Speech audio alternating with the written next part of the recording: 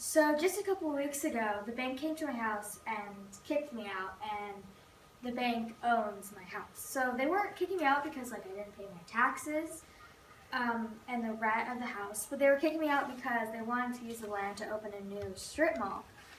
So not only did they kick me out, but they kicked everybody else out on my street.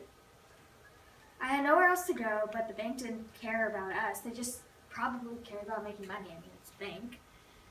I only grabbed what I could, and stuffed clothes, necessities, and valuables into my trunk, and I drove to the council. The council said that I could keep my house, but when I went back to the bank, they said, no, we're taking down your house to build a strip mall.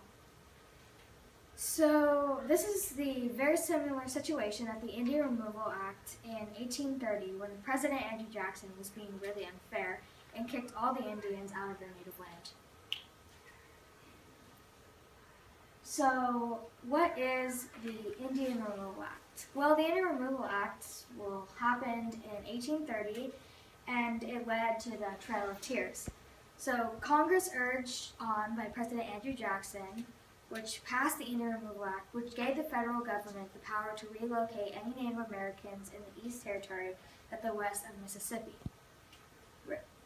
Through the Native Americans were to be compensated, this was not always done fairly, and in some cases led to further destruction of many of the already diminishing members of many eastern tribes.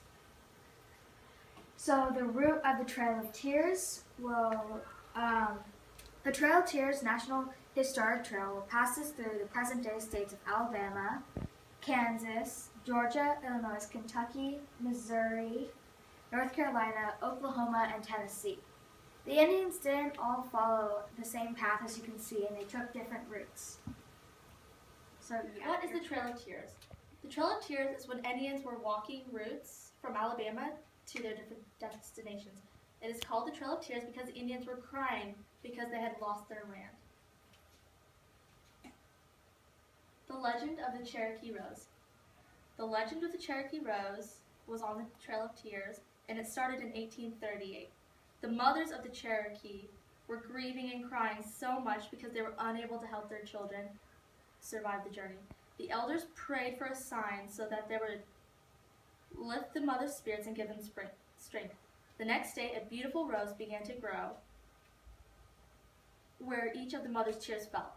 The rose is white for their tears. A gold center represents the gold taken from the Cherokee lands, and 7 leaves on each of the stem for the Cherokee clans. The wild Cherokee rose is along the route of the Trail of Tears in eastern Oklahoma today. Why did the Removal Act happen?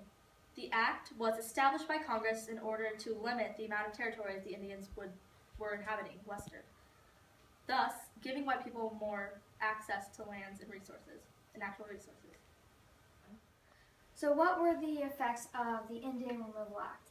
The 5 tribes, Choctaw, Chickasaw, Cherokee, Creek, and Seminoles, had lived in their native lands for years, and once they were kicked out and they were losing their homes.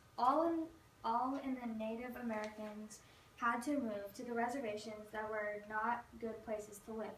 They had lack of utilities and overcrowding a major health risk. They also gave Indians smaller, reinforced land. These lands consisted of harsh climates and are unable to build houses and towns and grow crops on. Most lands do not have livestock or edible animals. In conclusion, due to the Indian Removal Act, most of the Indians died on the Trail of Tears, and due to harsh climate, started fading away. No one will ever know what could have happened to our great America if most of the Indians were still alive.